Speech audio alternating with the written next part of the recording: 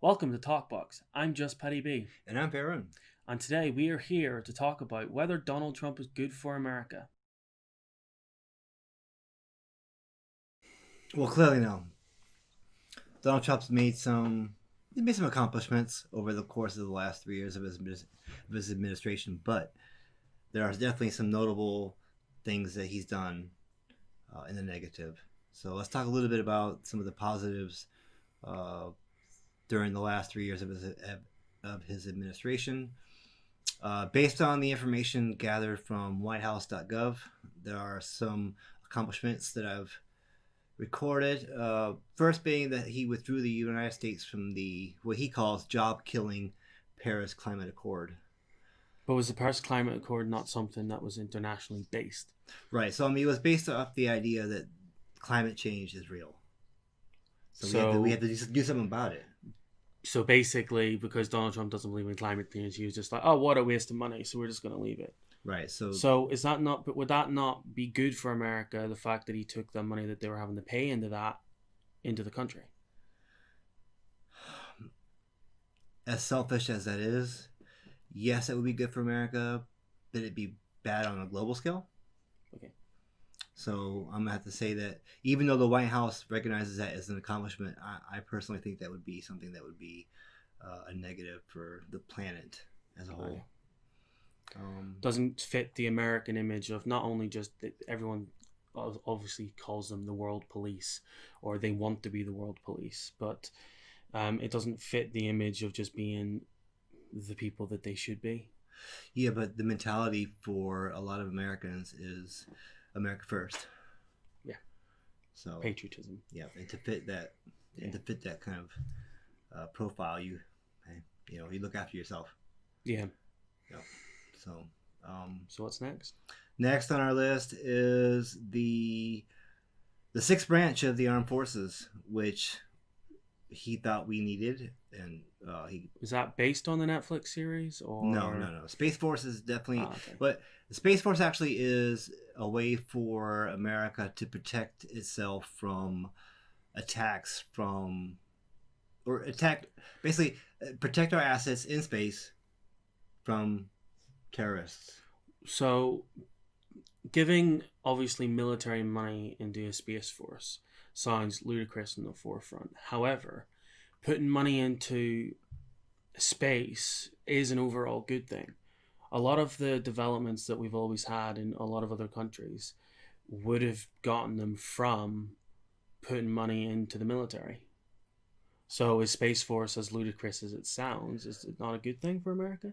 I would say that there are other ways to accomplish that mission. So, like instituting policies and procedures and bills through Congress and the Senate to accomplish those goals with NASA to protect our assets. So just properly fund NASA. Right, properly fund NASA would be a good beginning.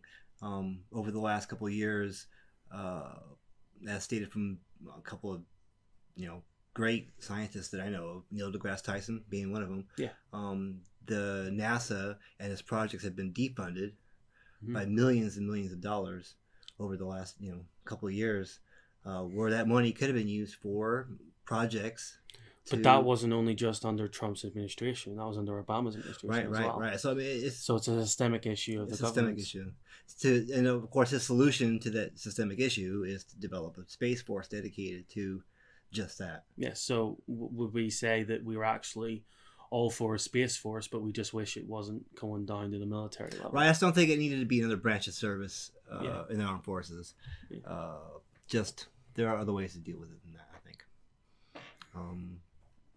And of course, one of the ones that kind of is personal to me in my opinion is the $7 billion that he put into military funding. Put into, yeah. So what was his justification for putting $7 billion plus in? We're talking about Trump here. What's his justification for most things? But is it justification just because he's Republican and the Republicans wanted it, or is it? Well, I mean, Conservative Party is naturally going to be more based on military funding and growing the military. Because if you grow the military and you grow the projects around the military, you create jobs. Right.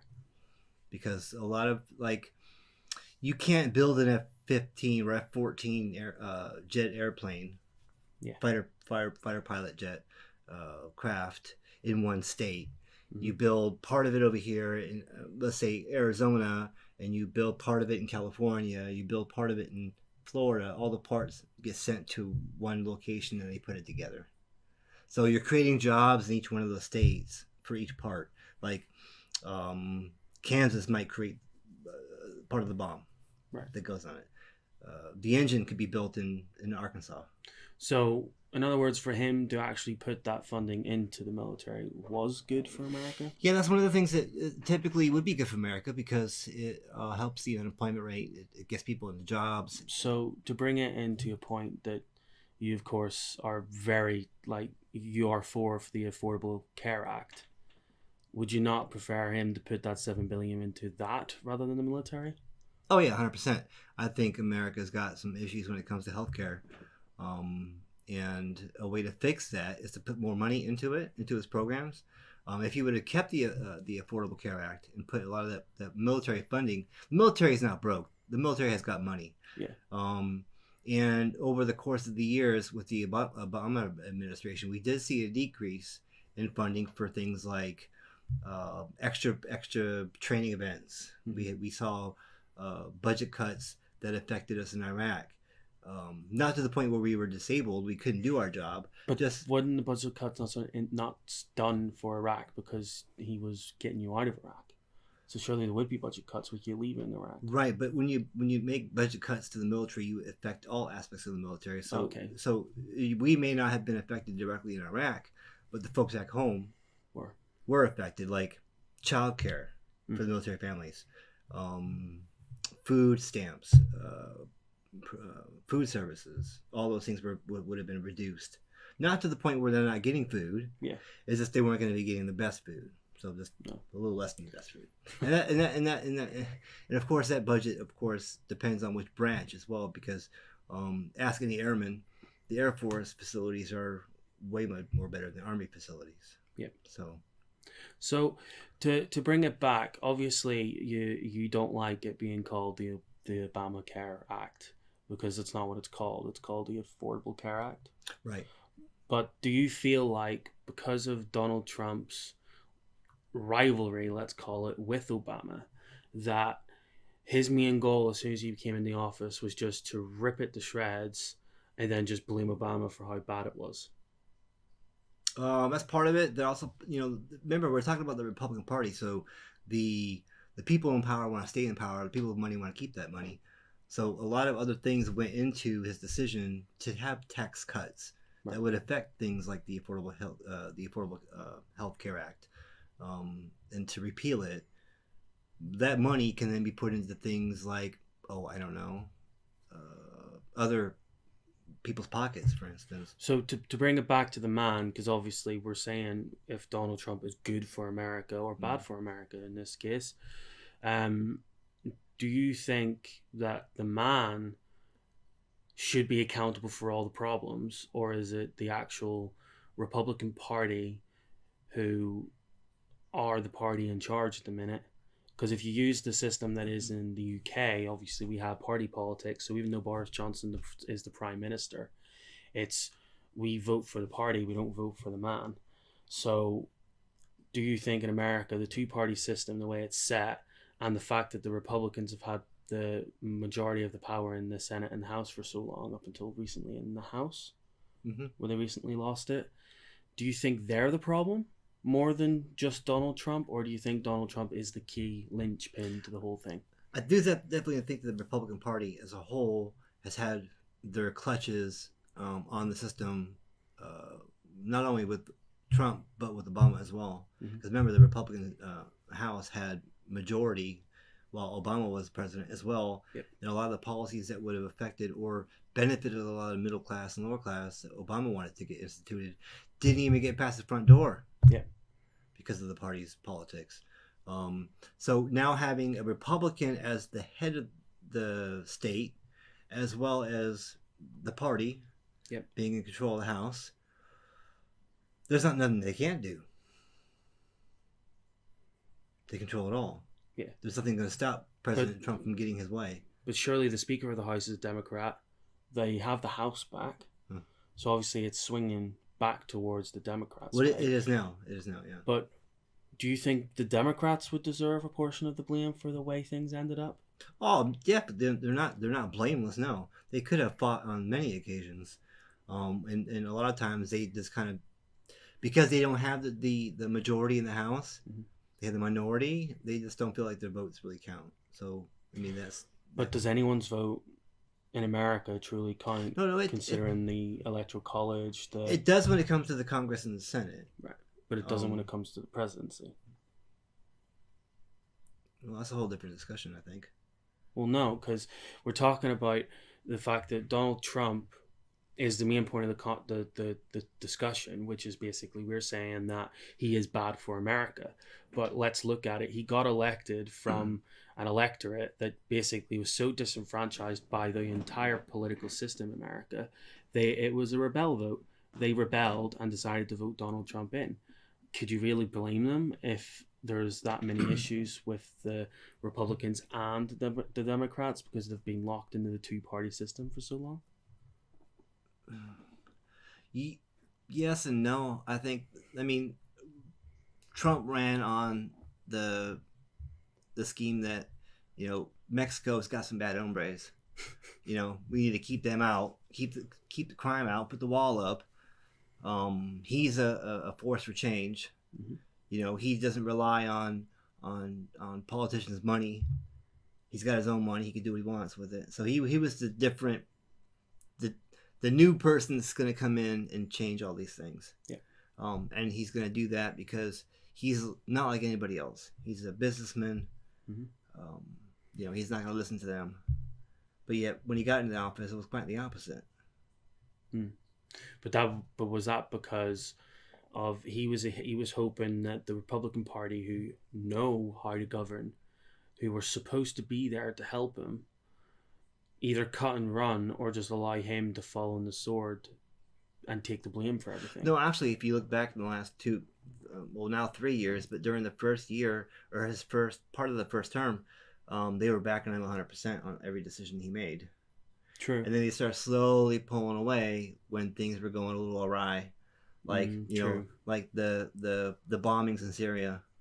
Yeah, that's when it really started going. And they did also pull back a little bit on his Muslim ban. Yeah, as well, which was just ridiculous and how everything played out on that. But yeah, you look at it and you look at how powerful can one man be. So my question is, because it's very hard to tell how powerful the presidency actually is. We all know that he has the football, which is basically the red button.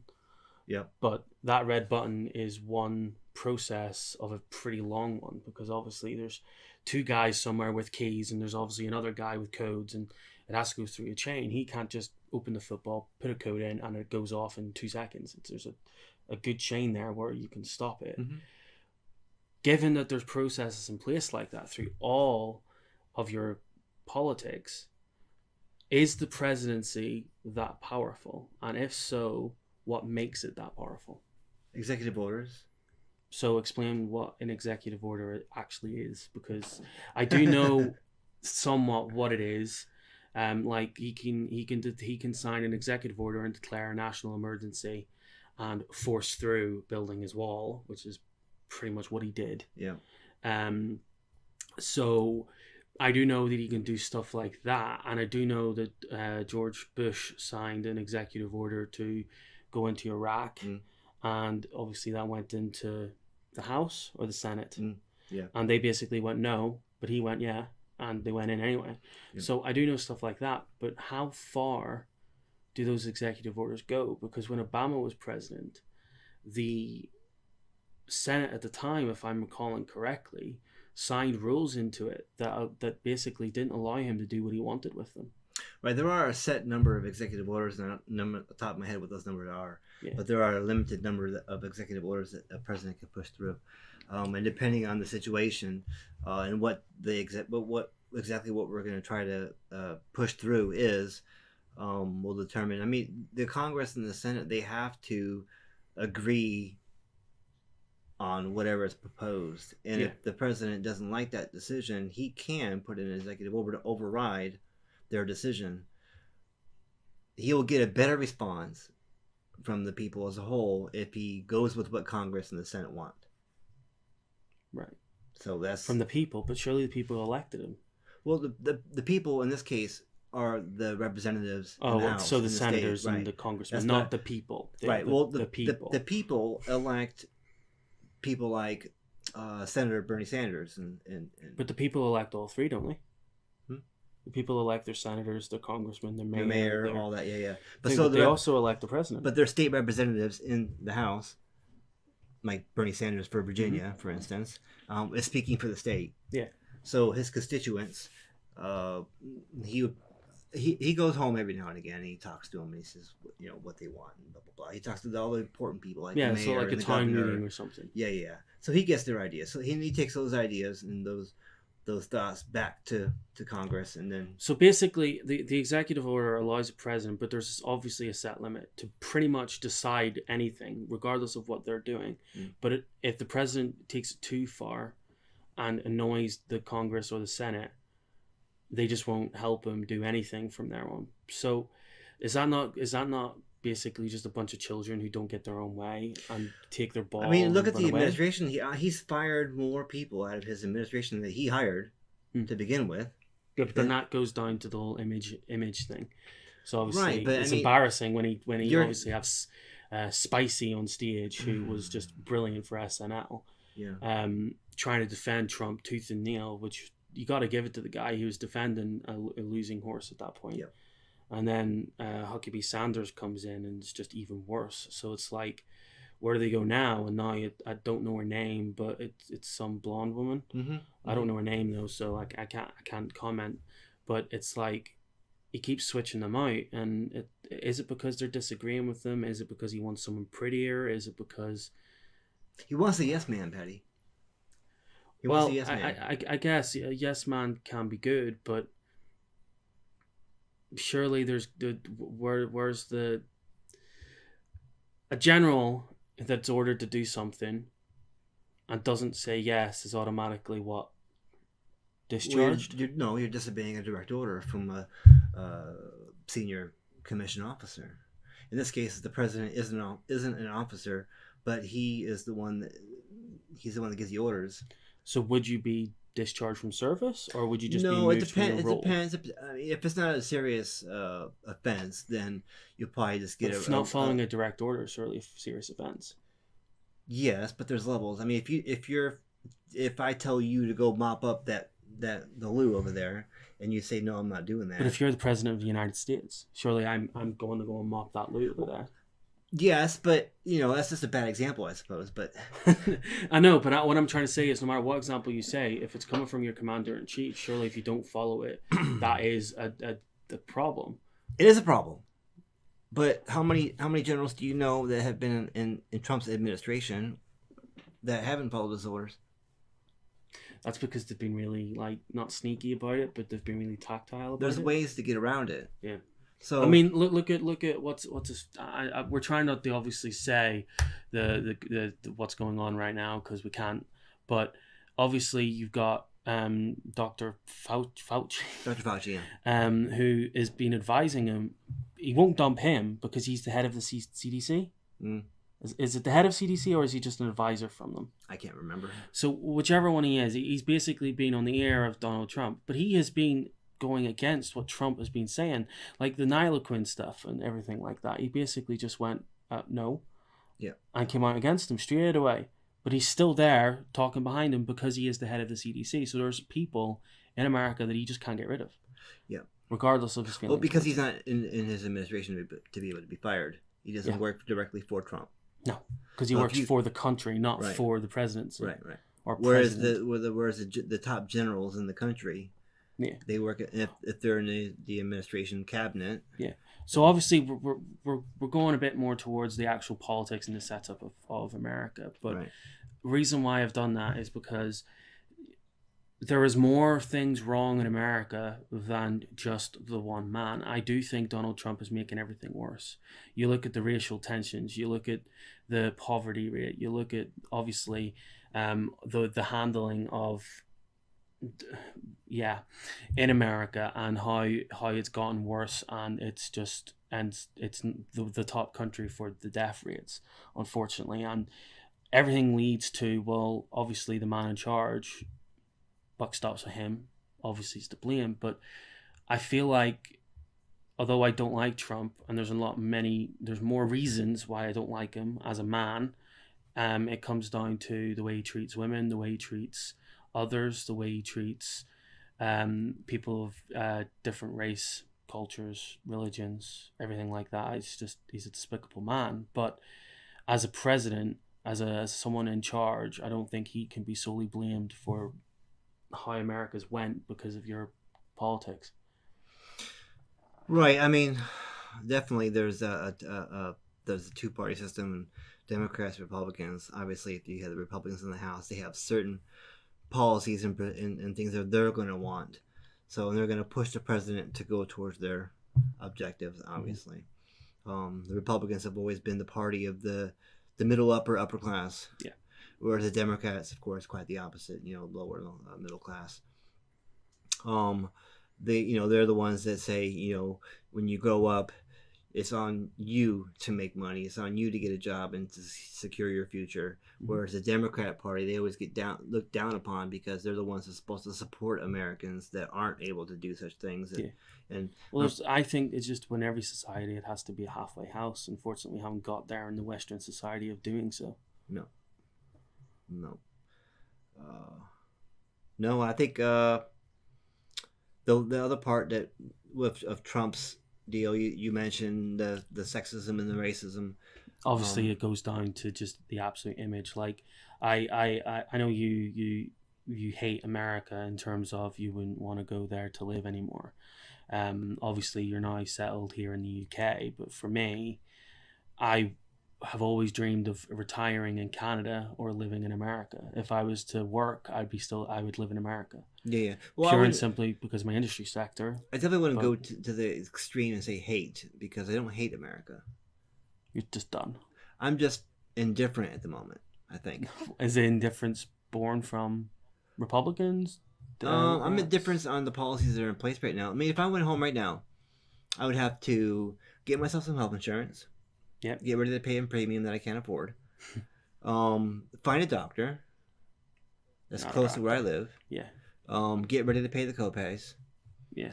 Get ready to pay the increased fuel costs. And what's funny is when I first got here, people were talking about how the UK's fuel prices were outlandish. 2-3 pounds per liter. Yeah. I mean, it sounds expensive. It's clearly not that. Ever since I've been here, it's been £1.09, £1.10. Yeah. On average. But the vehicles, £1.20, £1.30 if you're down further south. Yeah. But the fuel costs over there are just as bad, and they haven't changed with. But isn't the fuel cost not there like $3.50 to $4 per gallon? Yeah. So it's still cheaper here. Yeah. It's just not as cheap as it used to be. Yeah. It used to be something like $1.50 for a gallon, yeah. And we all know that. However, it's still cheaper for fuel in America. It really is. There's loads of other extra costs for living. It's just obviously the fuel in America is a lot cheaper, but it should be. But you're getting it from source. Well, here's another thing too. I mean, millions of miles when away. When I go to the petrol station, I'm paying £1.15 per liter. Hmm? That's it. I'm not paying £1.10 per liter plus tax. I'm paying £1.10. That's because in America you don't tell them what your tax rates are. Right, tax rate comes out. You are taxed on your fuel. It's just you're taxed at source rather than taxed after. You're taxed after. Yeah. So obviously you've got to work it out, but makes it about the same when you look at it, because you guys can argue we're going to different tangent topic here, but the fuel costs. Let's say it's $4 a gallon. Mm-hmm. You put in 30 gallons of fuel. Mm-hmm. At the very end, that total cost, you're not going to pay tax on the total amount that you put in there. Yeah, So even like if you were paying tax on per gallon, you'd still pay the same amount. right. So it's going to be at the very end, you're going to be pay additional tax on all that. Mm-hmm. And that's all. And that's all. Just like with the healthcare, it all depends on where you're at. You pay different prices, obviously. Obviously, South England, North England. Oh yeah, different costs. But back to topic at hand with Trump, and Trump hasn't done anything to really improve that, though. Americans are dying because they can't afford health care. Yeah. They can't afford this, that, and the other. They definitely can't afford the fuel. Where is this big tax break we're supposed to get? But what tax break do we expect to get? Oh well, tax breaks. So the tax breaks is that we're supposed to get when he repealed the Affordable Health Care Act, gave a tax break to the upper 1%. So instead of paying 35% on taxes, they're paying 21% on taxes. So in other words, be rich in America. Right, and then yeah, that's pretty much it. If you're rich, America must be brilliant to live in. It is. It is a wonderful place to live. If you've got the money. I file taxes every year in America.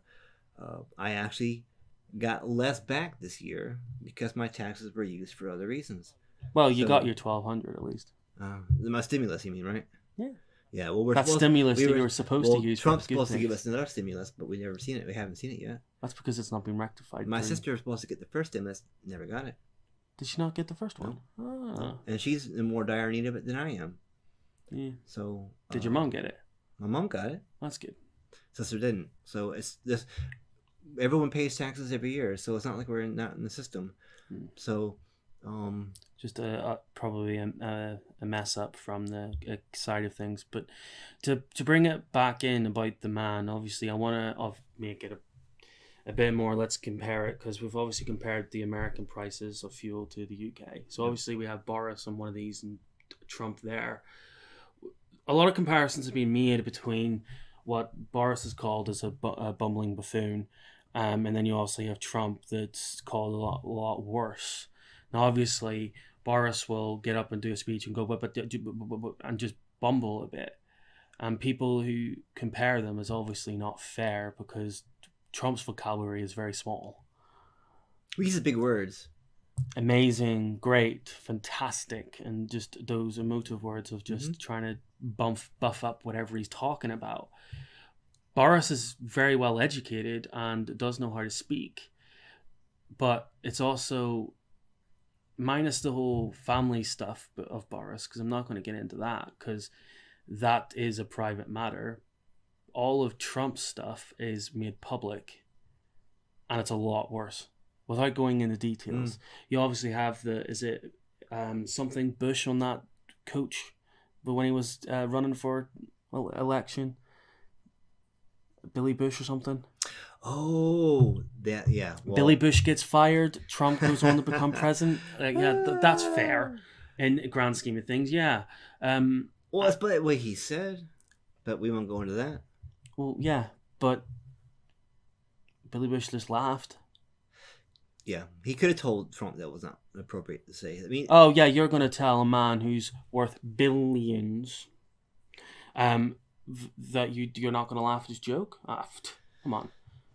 If Richard Branson makes an inappropriate joke at me or around me, I'm not going to laugh. I'm not going to say shit. Yeah. Yes. I mean, come on. It's a bit unfair. The difference what do you think? Billy Bush wasn't in power and Trump had power. True. Even before he became president. I mean, Matt Lauer had power, but he's now gone. Not to go into that topic, but you've also got other people of influential power that are not just gone because they went too far. Yeah. And obviously there is no too far with Trump. I think that's the problem. And there you go. I think there's your comparison of difference. Boris has never been that bad. He's just being compared because he doesn't make the UK look too brilliant, as doesn't Trump make America look any good. And it's just that comparison. So how do you feel about that comparison? Oh, well, I don't find Boris that bad. I mean, politics aside, I mean, the man isn't up there making racist remarks. He's not telling people to segregate themselves because of different colors. He's just telling us to go home, go out, stay at home, but go out Yeah, but that's not just. I mean, Don't say that's not just Boris. That was Boris through and through. He did. It was a speech that I seen what he was trying to say, but unfortunately, it was just well off. it came out weird. It came out weird because he was trying to tell people to keep calm and carry on, the whole British saying, but at the same time he couldn't get out of his thing of it's still a serious matter, be sensible about it. So obviously that's a completely different topic, but there's nothing wrong with Boris. I like Boris. He's not doing a horrible job. I think the Conservative Party isn't doing a great job, but he as a person is doing an okay job. I'm not politically inclined here because politics in general is disenfranchising. I'll always discuss it. I'll always vote, but it's very disenfranchising because your votes don't matter. But given it to obviously the whole Trump situation and the way the world is now viewing America, do you see a way for Biden to improve that? With Biden's track record already? No. I mean, yes, because we'll be relieved that Trump's not there, but we're going to have another Yahoo in office. You know? I think it might be time for maybe that third-party option. There's a third-party option. What, Kanye West? No, not Kanye West. Why not? Jo Jorgensen, I think her name is. Well... You think her name is, so she's obviously not going to do very well. Well, I mean, she's independent. She's a woman. Yay. We haven't had one of those yet. Oh, why not? Women are great. Well, we were going to have Hillary, but then that just didn't work out, did it? Hey, well, you could have voted for Hillary. Well...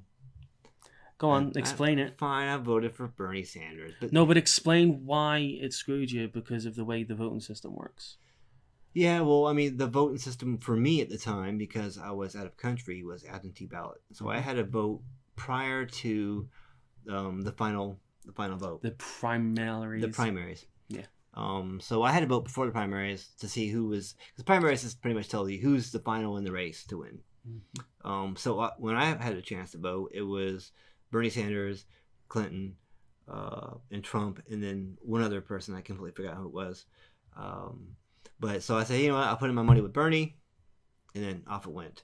And by the time my ballot got there, a couple of months later, Bernie had pulled out, so my vote was no longer viable. Yeah. And I couldn't return back to the States in time to vote properly. Why couldn't you put another vote in? Because the absentee ballots have a time. There's a timeline on them to when they can be accepted. So did you just put it in too early? I put it in normal time that you're supposed to. But then how is that fair to the people who voted Bernie and Bernie obviously pulled out? I didn't say it was fair, did I? Well, no. Did I say it was fair? Yeah, no. No, it's not fair. Basically, and then of course, there's a second part of the absentee ballot, which, you know, my state being a blue state, Washington State, back home, at the time, so they obviously were going to vote for a Democratic candidate anyway. So yeah. I was okay with that because my vote would have gone for Hillary and or Bernie Sanders at the time. Yeah. So that was okay. So I think we're both in agreement. We both agree that Donald Trump is not good for America right now. Yes, we agree. Yes. I think we also agree that Biden's going to be hard pressed to fix it because obviously America need a bit more young blood into their system. Would you say? Yes, I would say so. Yeah. So I think it's just simple. I think Donald Trump, image wise for America, has been so bad. Yeah, we need him out now. If we could have got him out during the impeachment trials, I think, even though the vice president isn't the best person in the world, just having the Trump out of the office would have been a good start. I think Mike Pence would have been disastrous for a lot of groups in America. Opposed to what? Donald Trump. Donald Trump doesn't know what he's for. Mike Pence is pro-life to the point where women don't get to choose. He's very, very...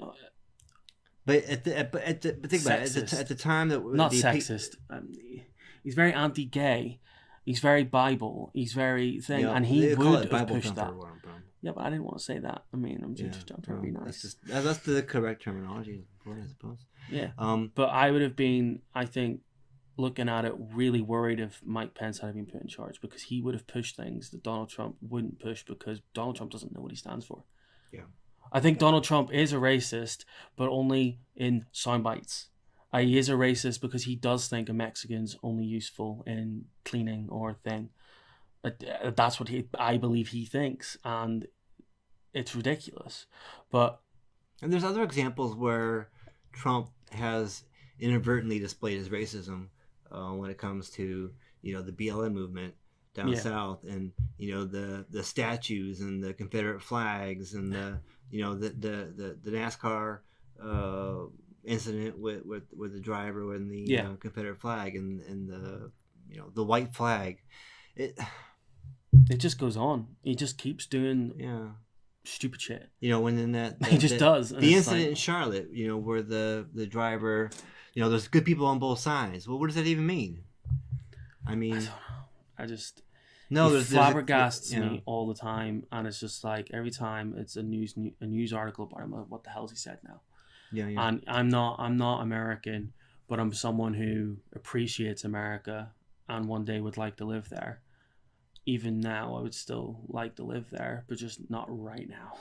I like I said, we even had a holiday booked for America. So I mean, it's not like I'm totally against going back. Oh, that's because we wanted to see your family. And true. I wanted to see. Because of family, and there are wonderful places in America to go and visit and to live. Yeah. It's just right now the climate is a little volatile. Yeah. In all aspects, in race aspects, and I would say that the world's a volatile party keg at the minute. It's not great, but America is definitely worse. Depends on it's definitely not something I want to do right now. Maybe in the future, maybe when I get our new president, whomever he or she may be. So this is Talkbox. I am just Paddy B. I'm Fairman. And obviously, we've just talked about whether Donald Trump's good for America. I think we say no. If you would all like to leave comments below, we'll try and respond. Keep them nice, please. Give us a like. Give us a subscribe. And we might have Twitter soon. I don't know. Maybe. Thanks for watching. All right, thanks.